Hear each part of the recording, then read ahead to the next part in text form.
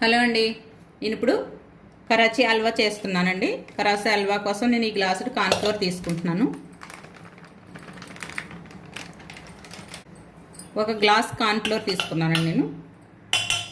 దీంట్లో 2 గ్లాసులు వాటర్ వేసి కలిపేస్తున్నాను.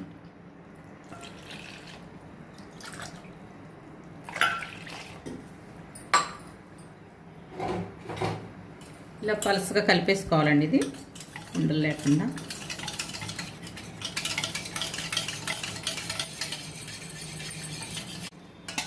ఇలా ఉండలు లేకుండా కలిపేసుకోవాలండి. దీన్ని ఇలా పక్కన పెట్టుకుందాం.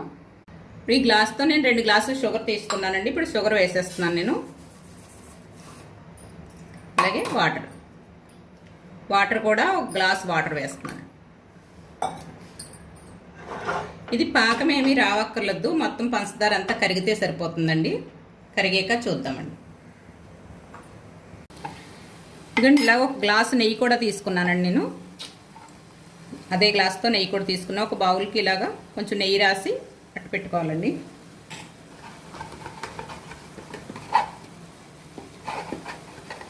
ఏదైనా ఇలా 4 పలకలుగా ఉన్న ఒక బాక్స్ తీసుకుని ఇలా నెయ్యి రాసి పెట్టుకోండి. ఇప్పుడు మరుగుతుంది కదండి, ఇది ఇలా మరుగుతుంటే సరిపోతుంది. ఇప్పుడు కార్న్ఫ్లోర్ వేసుకుందాం. కార్న్ఫ్లోర్ని ఒకసారి మళ్ళీ కలుపుకోండి, లోపలికి అడుగు పెట్టేస్తుంది. ఇది వేసేసుకుంటున్నాను నేను.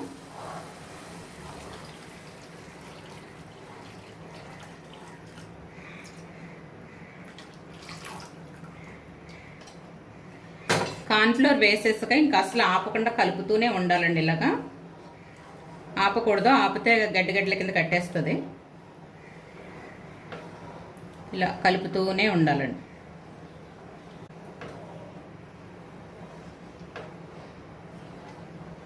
ఇది కలపటమే బాగా ఇంపార్టెంట్ అండి దీనికి.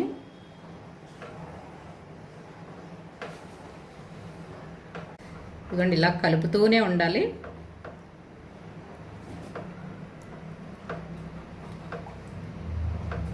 కొంచెం మంట తగ్గించుకుని కలుపుతామండి. ఇందాక కూడా మీడియంలోనే పెట్టానండి నేను మంట, కొంచెం తగ్గించాను మళ్ళీ ఇప్పుడు సిమ్లో పెట్టా.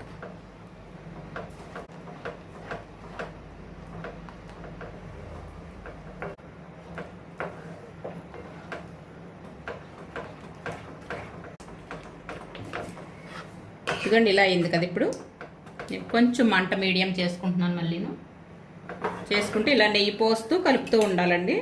ఒక స్పూన్ నెయ్యి పోసుకుంటూ కలుపుకుంటూ ఉండాలి. నెయ్యి కొంచెం ఎక్కువే పడుతుందండి దీనికి. అంతా నేతితో చేసుకుంటేనే బాగుంటుందండి. ఇలాగా నెయ్యి పోస్తూ ఇలా కలుపుతూనే ఉండాలండి.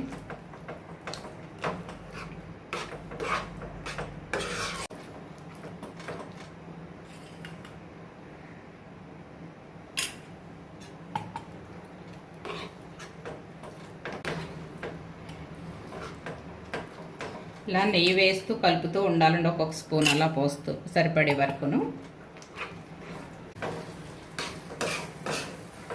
ఇప్పుడు ఇందులో నేను డ్రై ఫ్రూట్స్ వేసుకుంటున్నానండి.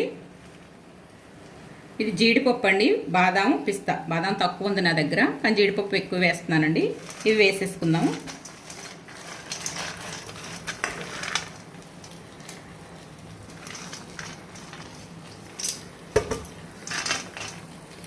ఇవి బాదం అవి ఎక్కువ వేసుకుంటేనే బాగుంటుందండి. ఇది బాగాను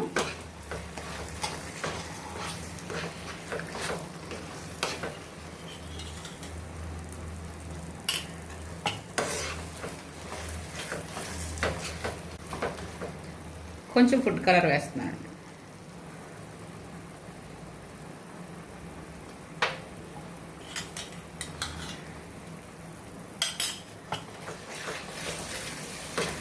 బాగా కలిసి ఇలా కలిపేసుకోవాలండి ఫుడ్ కలరు.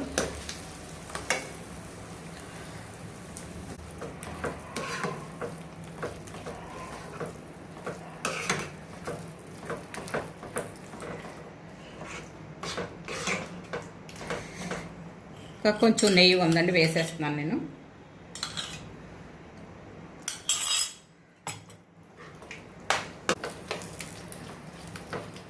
కొంచెం ఇలాచీ పౌడర్ వేస్తున్నానండి నేను.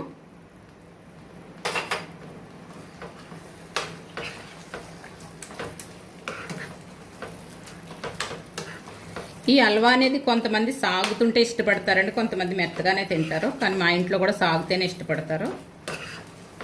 అలా కొంచెం అందుకని కొంచెం ఎక్కువ సైజ్ ఇలా చేసుకోవాలండి. దీన్ని కొంచెం గట్టి పడే వరకు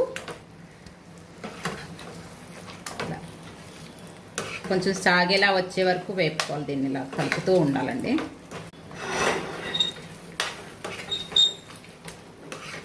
ఇదిగోండి హల్వా రెడీ అయిపోయింది.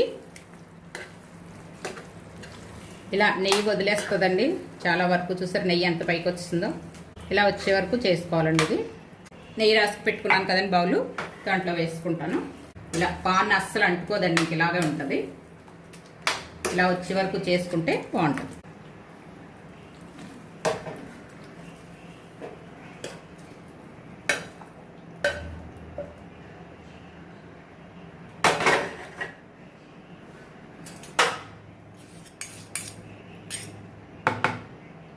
ఇలా వేసుకుని దీంట్లో సమానంగా చేసుకోవడమే.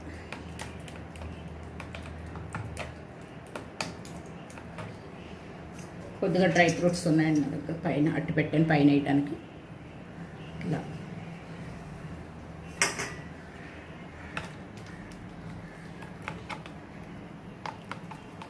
అంతే అండి. ఇది బాగా చల్లారాలి. ఒక అరగంట పైనే పడుతుంది ఇది చల్లారడానికి. చల్లారాక చూద్దామండి. ఎందుకంటే చల్లారిపోయిందండి హల్వా. కట్ చేసుకుందాం ఇప్పుడు.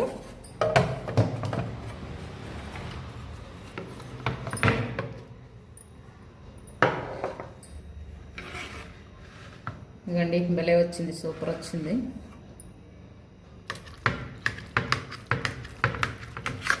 మనకు నచ్చిన షేప్లో కట్ చేసుకోవటమే ముక్కలు.